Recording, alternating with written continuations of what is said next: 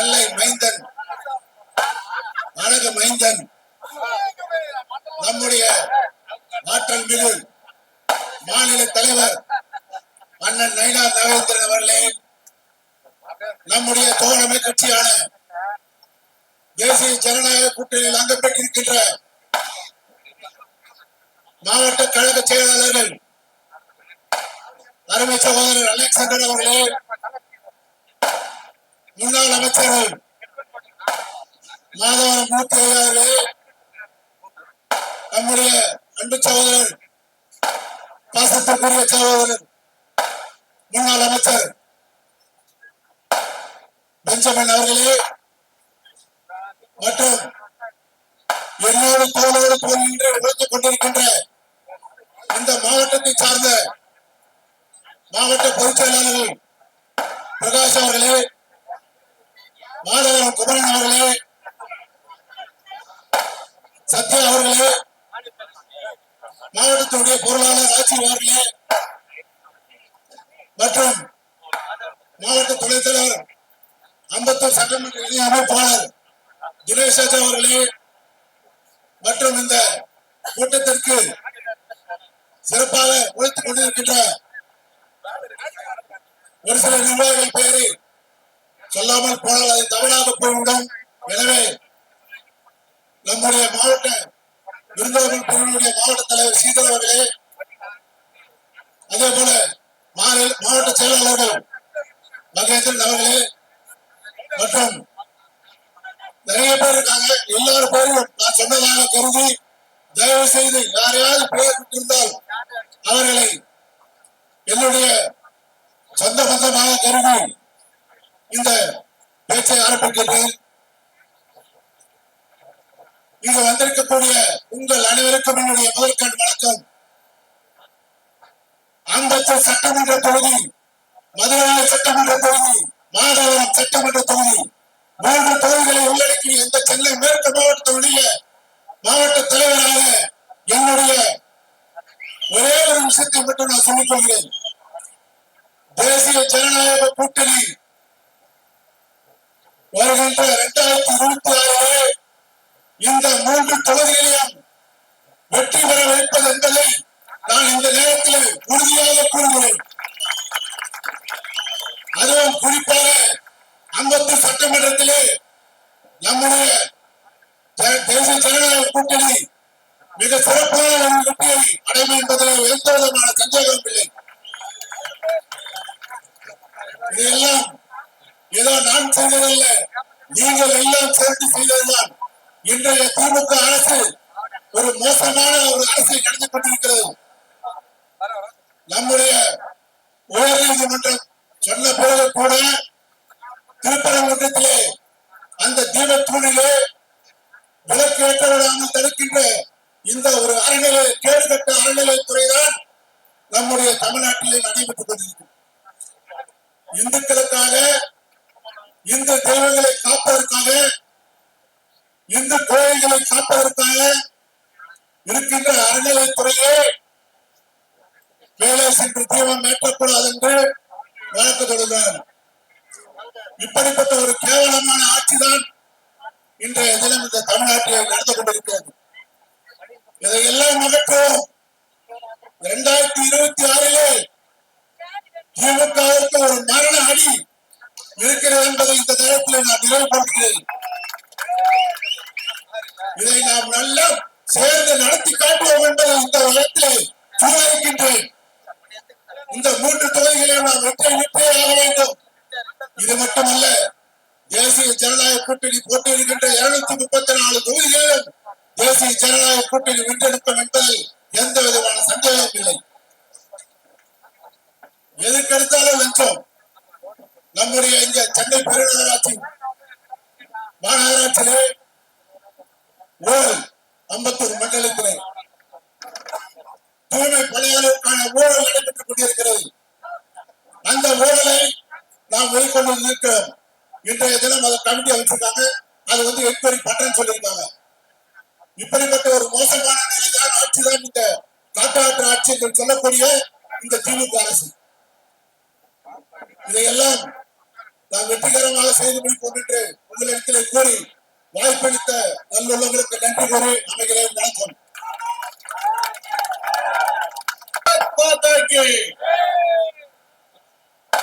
தமிழகம் தலைநிமிர தமிழரின் பயணம் சென்னை மேற்கு மாவட்டம் சார்பாக நடக்கும் மாபெரும் பொதுக்கூட்டத்துக்கு தலைமை தாங்கி நடத்தும் சென்னை மேற்கு மாவட்டத்தின் தலைவர், எனது ஊர் எனது மக்கள் அம்பத்தூர்,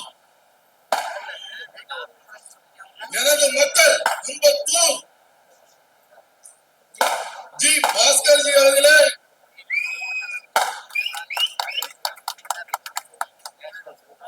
பெயரில் மட்டும் இவர் அனுமதி அல்ல, செயலிலும் நிரூபித்து காட்டியவர். அதற்கு இந்த மக்கள் வெள்ளமே சாட்சி. நாளைய அம்பத்தூர் சட்டமன்றத்தில் இவரின் ஆட்சி. எனது பாசத்துக்குரிய அண்ணன் பாஸ்கர்ஜி அவர்களே, இவர் பிறந்த சீமையோ நெல்லை, தமிழகம் முழுவதும் எங்களின் எல்லை.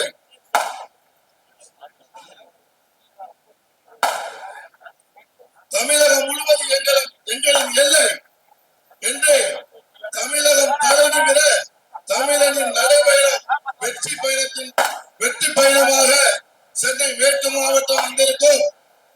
நாங்கள் பாசமாக அழைப்பதோ பண்ணையார், எங்கள் அரசியல் வழிகாட்டுதலில் எங்களுக்கு அன்னையார், தமிழகம் தந்த தலைவர் அண்ணன் மதிப்புக்கும் மரியாதைக்கும் கூடிய மாநில தலைவர் நயினார் நாகேந்திரன் அவர்களை பெரும் கரகோஷத்துடன் வருக வருக என சென்னை மேற்கு மாவட்டத்தின் சார்பாக வரவேற்கிறோம்.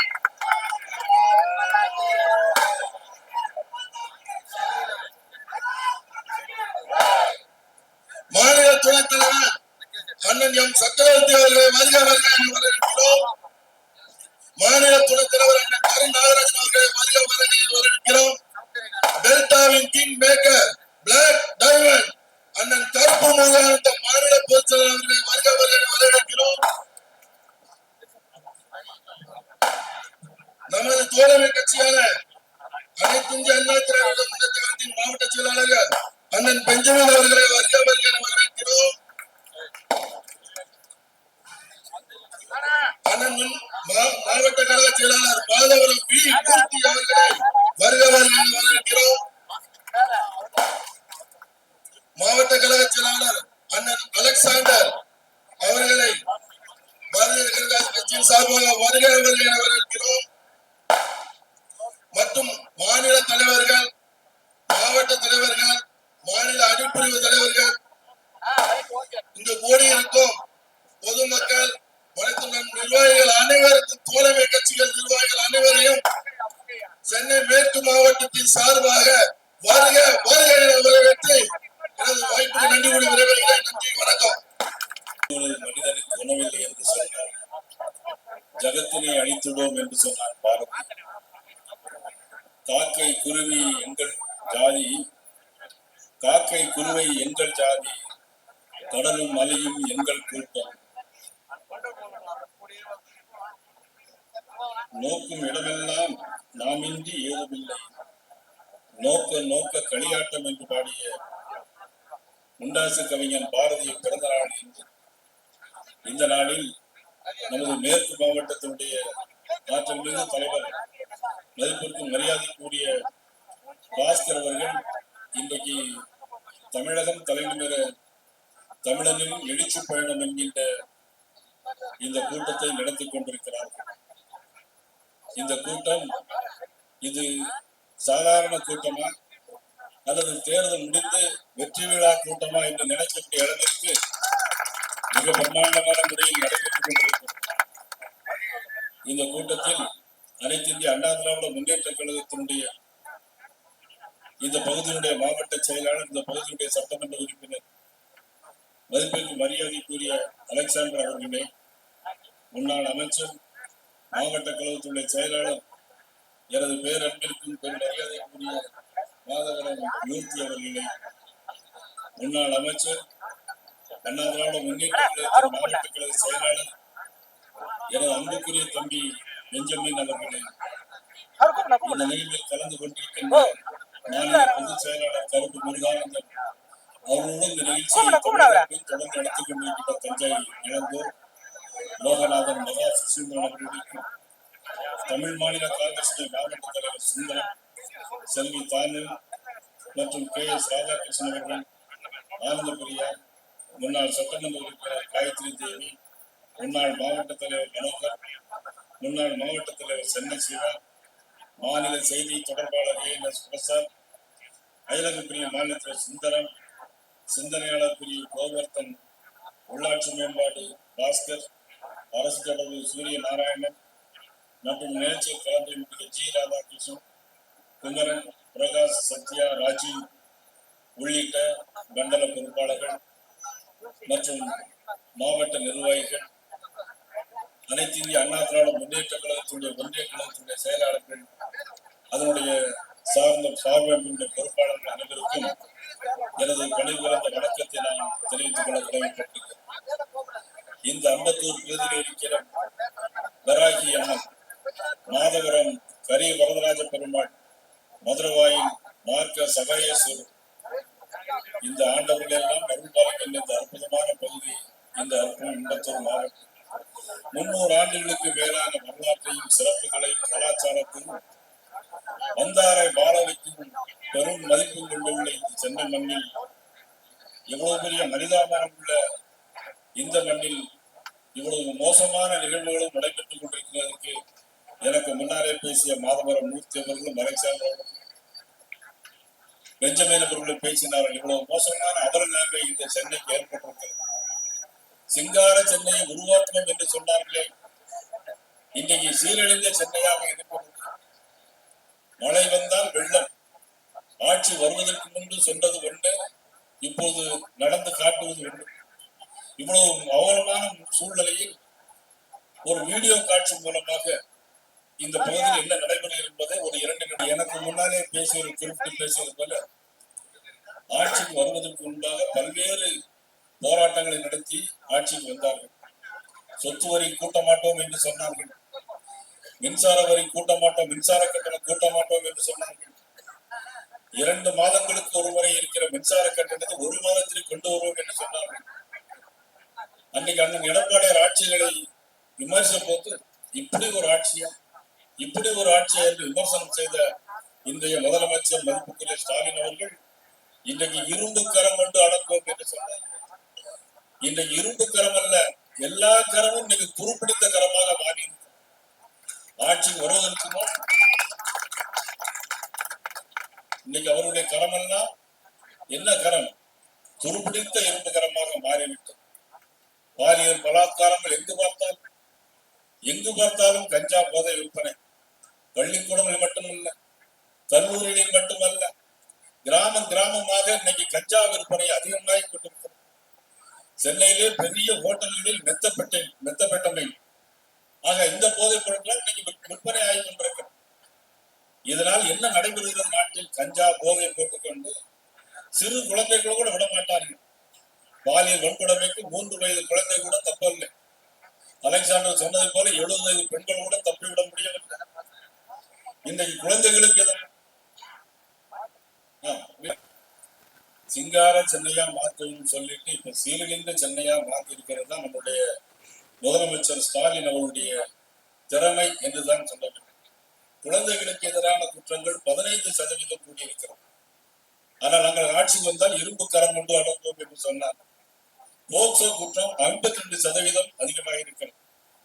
பெண்களுக்கு எதிரான குற்றங்கள் இன்னும் பெரிய அளவில் கூடிக்கொண்டே போயிருக்கிறது. காரணம் கஞ்சா போதைப் பொருட்கள். இந்த குற்றத்தெல்லாம் செய்கிறது யார் செய்யறாங்க அப்படின்னா, இது பெரும்பாலும் இந்த குற்றத்தை செய்யறது எல்லாமே திமுக பின்னணியில் தான் இருக்கு. அண்ணா பல்கலைக்கழகத்தில் ஒரு ஞானசேகர் திமுகவை சேர்ந்தவர், அமைச்சரோடு நெருங்கிய தொடர்புடையவர். அவர் அந்த பெண்ணை இரவு 8 மணிக்கெல்லாம் அழைத்து போய் அவரும் பாலியல் வன்கொடுமை பண்ணிவிட்டு இன்னொரு சார் இருக்காரு பேசலாமா அப்படின்னு கேட்கிறார். அந்த சார் வேற, இப்ப நடைபெற்று கொண்டிருக்கிற சார் வேற. இது SIR. இது அப்புறம் சொல்றேன், SIR பற்றி அப்புறம் சொல்றேன். அண்ணா பல்கலைக்கழகம் ஞானசேகர் மட்டுமல்ல, அரக்கோணம் கல்லூரி மாணவியை அவர்கள் பலாத்காரம் பண்ணி திருமணம் செய்து அவர்களை பிறகு அவர்களை சித்திரவதை செய்தது தெரிய வந்தது. அதுவும் யார் என்று சொன்னால் தெய்வ செயல். அரக்கோணத்தில் இருந்து ஒரு தெய்வ செயல். திமுகவை சேர்ந்தது. கோயம்பேடு பகுதியில் ஒரு சிறுமியை பாலியல் பலாத்காரம் பண்ணி அவர்கள் பாலியல் தொழிலை ஈடுபடுத்தியது திமுகவை சேர்ந்தது. இதுதான் திமுகவில் இன்றைக்கு மிக முக்கியமாக கஞ்சா கடத்தல், போதைப் பொருட்கள், பாலியல் வன்கொடுமை அத்தனை ஒட்டுமொத்தமாக செய்து கொண்டிருக்கிற ஒரு திமுக அரசு இனி தொடர வேண்டுமா என்றுதான் எனக்கு முன்னாலே பேசினார். சமூக நீதி சமூக நீதி என்று பேசிக் கொண்டிருக்கிறார். எங்கே சமூக நீதி இருக்கிறது? இங்க பள்ளிகளை ஹாஸ்டல்ல மட்டும் சமூக நீதி என்று போர்டு மட்டும் போட்டுக் கொண்டால் போதுமா? ஆனால் துப்புரவு தொழிலாளர்கள் என்ன நிலைமையெல்லாம் பண்ணார். தாங்கள் ஆட்சிக்கு வந்தால் துப்புரவு பணியாளர்களை நிரந்தரம் செய்வோம் என்று சொன்னார். ஆனால் என்ன நடந்தது? மவுண்ட் ரோட்ல அவர்கள் உண்ணாவிரதம் இருந்தார். ஒரு பகுதியில் இருந்த இடத்தையெல்லாம் மாற்றி நீதிமன்ற உத்தரவு என்று சொல்லி அவர்களை படாத பாடுபடுத்தி இப்பொழுது காலையில் உணவு கொடுக்கிற அளவுக்கு இன்னைக்கு அவருடைய நிலைமை கீழே இறங்கி வந்திருக்கிறது. காரணம், இன்னைக்கு ஒரு கருத்து கணிப்பு வந்திருக்கிறது. அந்த கருத்து கணிப்பை பார்த்தா இன்னைக்கு திராவிட முன்னேற்ற கழக அரசு மிகவும் பின்தங்கி இருக்கிறது. மிகவும் பின்தங்கி இருக்கிறது. இன்னைக்கு மத்தியானம் கூட இன்னைக்கு அண்ணன் எடப்பாடி அவர்களை அதிமுக பொதுச் செயலாளர் எடப்பாடி அவர்களை சந்தித்து பேசிட்டு வந்தேன். அவர்கள் ஒரு கருத்து கணிப்பு வைத்திருக்கிறார்கள். அவர்கள் கருத்துக்களை பார்த்தால் 157 இடங்களில் தேசிய ஜனநாயக கூட்டணி இன்றைக்கு வெள்ளங்கள் என்ற அளவுக்கு இதே கருத்து கணிப்பை தான் முதலமைச்சருடைய மருமகனும் வைத்தார். அவருடைய கருத்து கணிப்பினை பார்த்தால் இன்னைக்கு 90 இடங்களுக்கு கீழே போய் கொண்டிருக்கிறார். அந்த அளவுக்கு இன்னைக்கு திமுக இறங்கி போயிருக்கு.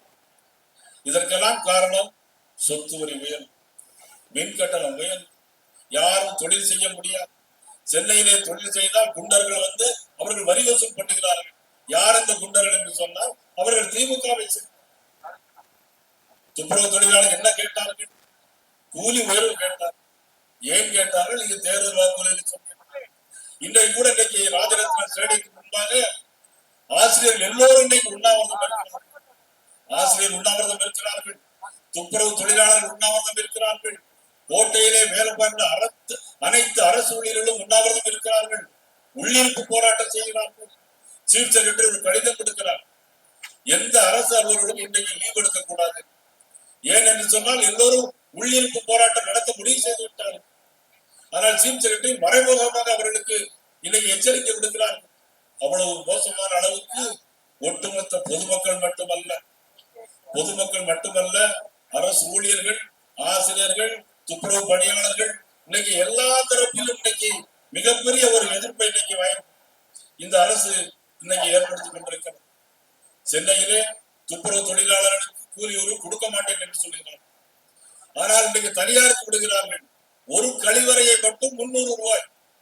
ஆனால் கூலி உயர்வு கொடுப்பதற்கு தயங்குகிறார்கள்.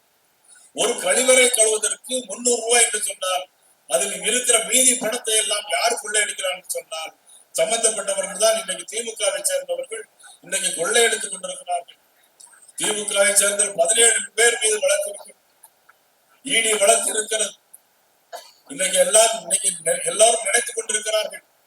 ஒரு திமிராக பேசுகிறார்கள் திமுகவை சேர்ந்தவர்கள்.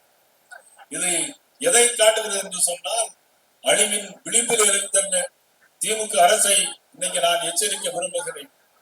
இன்னைக்கு திமுக அமைச்சர்கள் எத்தனை பேர் உள்ள போவார்கள் என்று யாருக்கும் தெரியாது. இன்னைக்கு காரணம் அவர்கள் செய்த ஊழல் இன்னைக்கு நிறைய அம்பலமாகி கொண்டிருக்கிறது.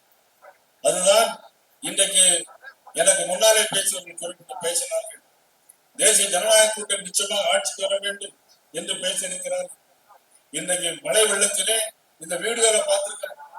4000 கோடி ரூபாய் செலவு பண்ணியிருக்கிறார்கள். ஆனால் 400 ரூபாய் செலவு பண்ணதாக எங்கேயுமே எல்லா இடங்களிலும் குண்டும் குழியுமாக இருக்கிறது. நாங்கள் ஆட்சிக்கு வந்தால் ஒரு சொட்டு நீர் தேங்காது என்று சொன்னார்கள். இன்றைக்கு வெள்ளம் அடித்துக் கொண்டே போய் கொண்டிருக்கிறது.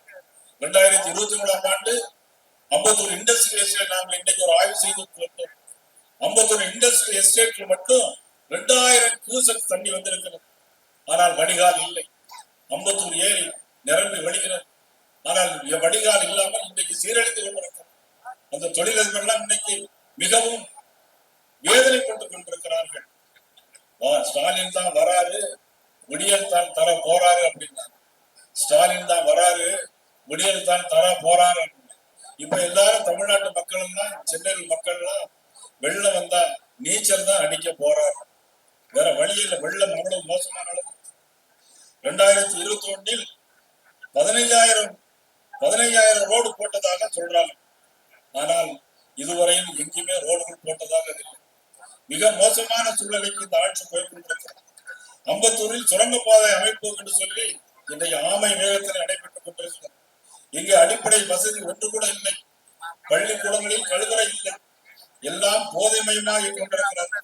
அதற்காகத்தான் இன்னைக்கு ஒரு இந்த வீடியோவை நீங்க பார்த்தீங்க. அவ்வளவு மோசமான சூழ்நிலைக்கு இன்றைக்கு போய் கொண்டிருக்கிறது. மாணவர்களுக்கு மெட்ரோ ரயிலில் மானிய டிக்கெட் தருவோம் என்று சொன்னார்கள். இதுவரையிலும் தரவில்லை. ஆக இவ்வளவு மோசமான ஆட்சி நடைபெற்றுக் கொண்டிருக்கிறது.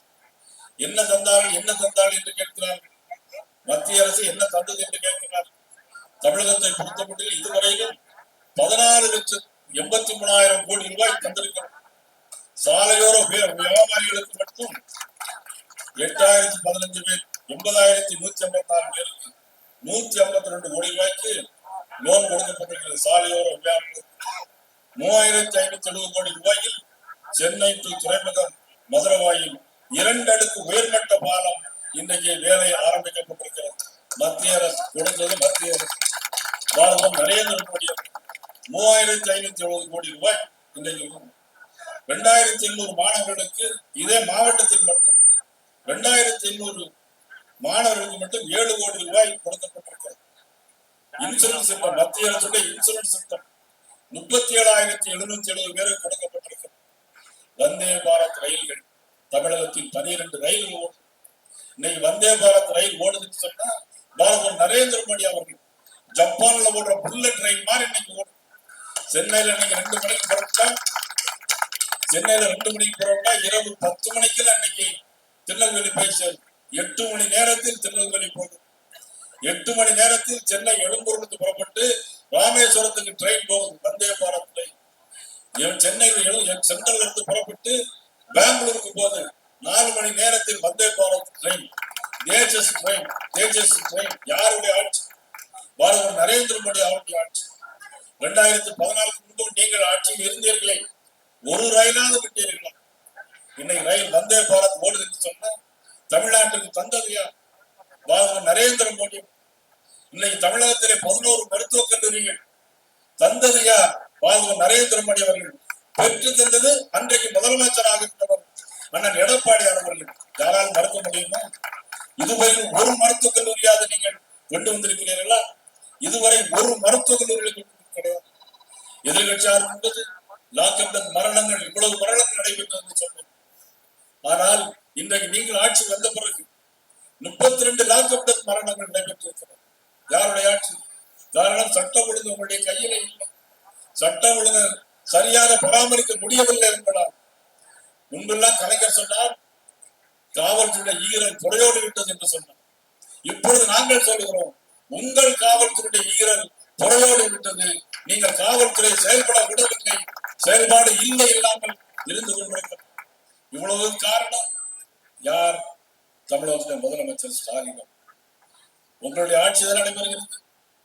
உங்களுடைய துணை முதலமைச்சர், உங்களுடைய மகன் உதயநிதி ஸ்டாலின் தானே துணை முதலமைச்சர். அதற்காக தான் இவ்வளவு பாடுபடுகிறீர்கள். இவ்வளவு அக்கறையும் கவனம் நீங்க இருக்க கோயிலாக இன்னைக்கு குடும்பத்தோடு போகிறார்கள்.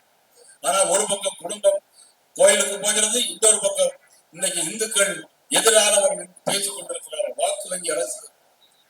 திருப்பரங்குன்றத்திலே தீபம் ஏற்ற முடியவில்லை. நாங்கள் இன்றைக்கு இந்த தீபம் ஏற்றிருக்கிறோம். இந்த தீபம் எரிந்து கொண்டிருக்கிறோம். இந்த தீப ஒளி தமிழகத்தில் உள்ள ஒவ்வொரு மக்களுடைய இதயத்திலும் அந்த ஏற்றி கொண்டிருக்கிறார்கள். இன்றைக்கு இந்த திருப்பரங்குன்றத்தில் ஒரு திருப்பம் ஏற்பட போகிறது. திருப்பதி போனால் திருப்பம் வரும் என்று சொல்லுவார்கள். இனி திருப்பரங்குன்றத்தில் இந்த ஆட்சிக்கே திருப்பம் ஏற்பட போகிறது. நீதிபதி ஒரு தீர்ப்பு வழங்கியிருக்கிறார். என்ன தீர்ப்பு? ஒரு 10 பேர் போய் தீபம் ஏற்றலாம். அந்த போலீஸ் பாதுகாப்போடு போய் 10 பேர் மட்டும் தீபம் ஏற்றினால் போதும் அப்படின்னு சொல்லுகிறாங்க. ஆனா அதை மதிக்கவில்லை. ஆனால் அதை மதித்திருந்தால் இன்னைக்கு ஒன்றுமே இல்லாம இவ்வளவு பெரிய எதிர்ப்புகள் கிளம்பியிருக்காங்க.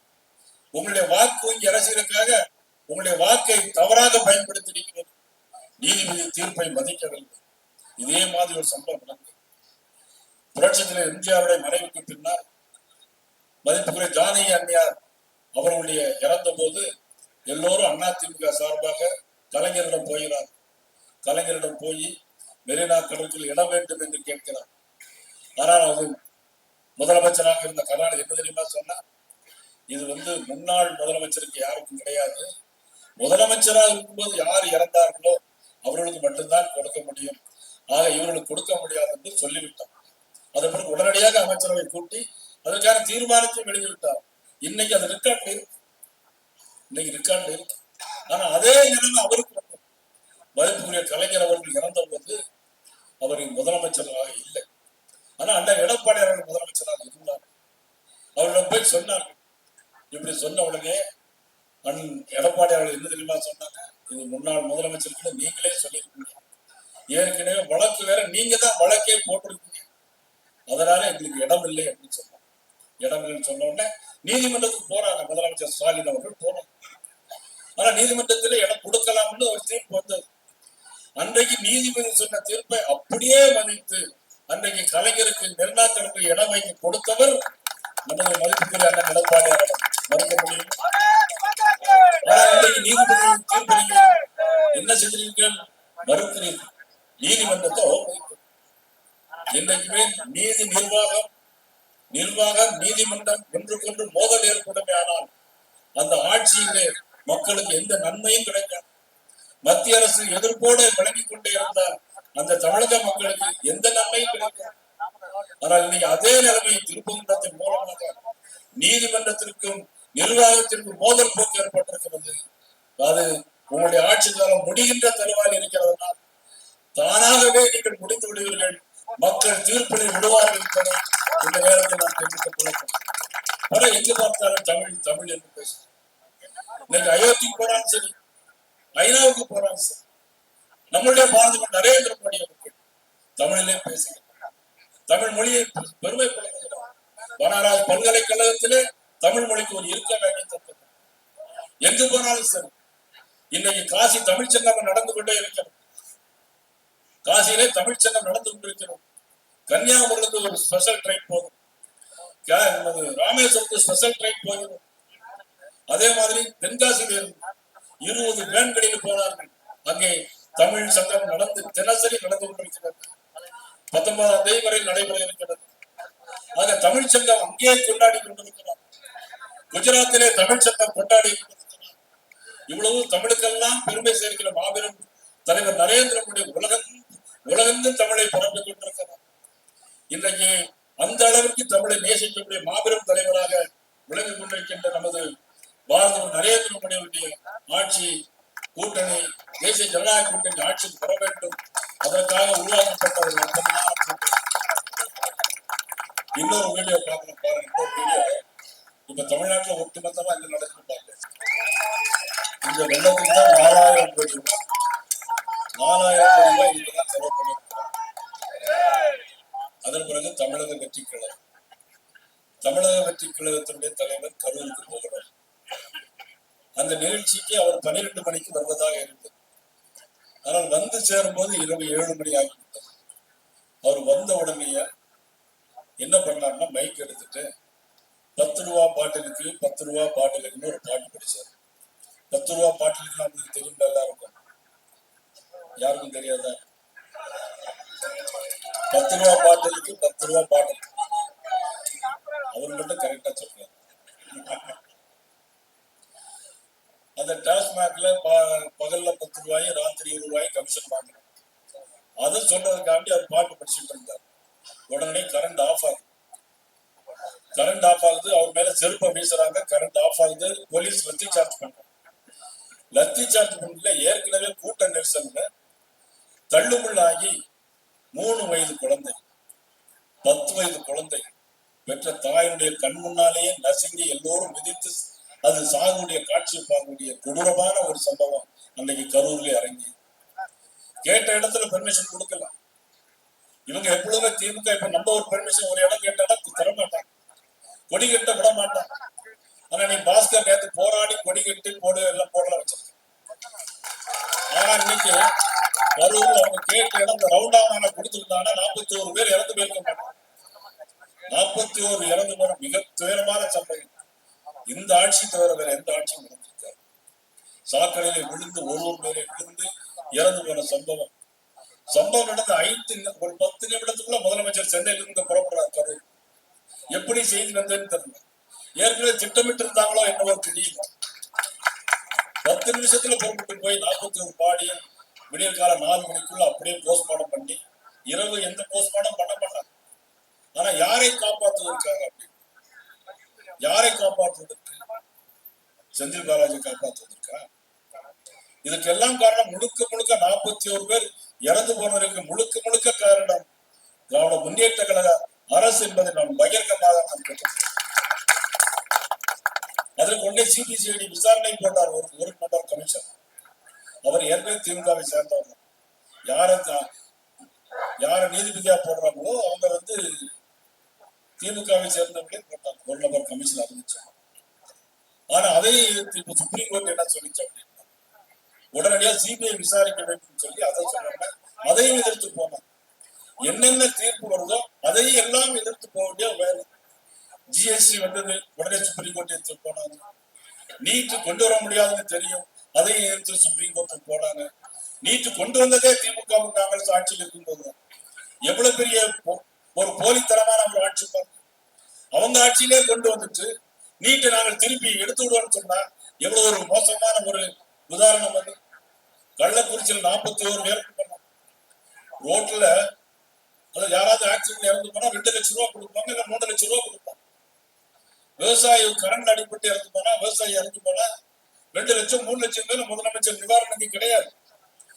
ஆனா கள்ளச்சாராயம் குடிச்சு இறந்து போனா 10 லட்சம் ரூபாய் கொடுக்கக்கூடிய முதலமைச்சர் நம்ம தமிழ்நாட்டுல மட்டும்தான் இருக்கு. கள்ளக்குறிச்சியில திமுகவினர் கள்ளக்க சாராயம் காய்ச்சி 65 பேர் இறந்து போனாங்க. ஆனா அங்க முதலமைச்சர் கரூருக்கு போன முதலமைச்சர் கள்ளக்குறிச்சி போகல. ஏன்னா கள்ளச்சாராயம் குடிச்சு இறந்தாங்க. கள்ளச்சாராயம் குடிச்சு இறந்து போனா 10 லட்சம் ரூபாய் கொடுப்பாங்களா? ஆக்சிடென்ட் இறந்து போனா 2 லட்சம் ரூபாய் தான். இவ்வளவு ஒரு மோசமான சட்டம் ஒழுங்கு சீர்கேடு. யாரும் எங்க கட்டுப்பாடு இல்லை. கட்டுப்பாடு முதலமைச்சரே இல்லாத போது வேற கட்டுப்பாடை யார் அங்க காவல்துறை வைத்திருக்க முடியும்? அவ்வளவு ஒரு மோசமான ஆட்சி நிச்சயமாக வீட்டுக்கு அனுப்பப்பட வேண்டும். அதற்காக உருவாக்கப்பட்ட கூட்டணி தான் தேசிய ஜனநாயக கூட்டணி.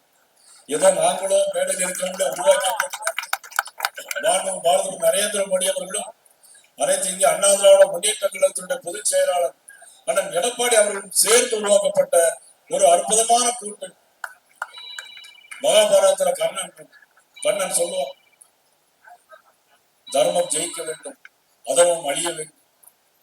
தர்மம் ஜெயிக்கணும், அதற்காக இறைவனால் விடப்பட்ட ஒரு தூது கண்ணனுடைய தூது என்ற மகாபாரதத்தில் சொல்றது மாதிரி இப்பொழுது இந்த அதர்ம ஆட்சி அழிய வேண்டும், தர்மத்தின் ஆட்சி வளர வேண்டும், தமிழ் மக்கள் வாழ வேண்டும் என்பதற்காக தேசிய ஜனநாயக கூட்டணிக்கு உங்களது ஆதரவை தர வேண்டும் என்று கேட்டு அண்ணா திராவிட முன்னேற்ற கழகம், தமிழ் மாநில காங்கிரஸ், புதிய நீதி கட்சி மற்றும் எல்லா கட்சியும் இணைந்து போட்டியிடுகின்ற எந்தெந்த சின்னங்களில் போட்டியிடுகிறதோ அந்தெந்த சின்னங்களை அமோக வாக்கு வித்தியாசத்தில் வெற்றி பெற செய்யுமாறு உங்களை எல்லாம் அன்போடு கேட்டு வருகின்ற உங்கள் அனைவருக்கும் எனது இதனை சிறப்பான ஏற்பாடு செய்த பாஸ்கர் அவரோடு தோளோடு தோடுகின்ற இந்த மண்டல செயலர் தலைவர் அனைவருக்கும் எனது மனமார்ந்த நன்றியும் வணக்கத்தையும் கூறி விடைபெறுகிறேன். நன்றி, வணக்கம்.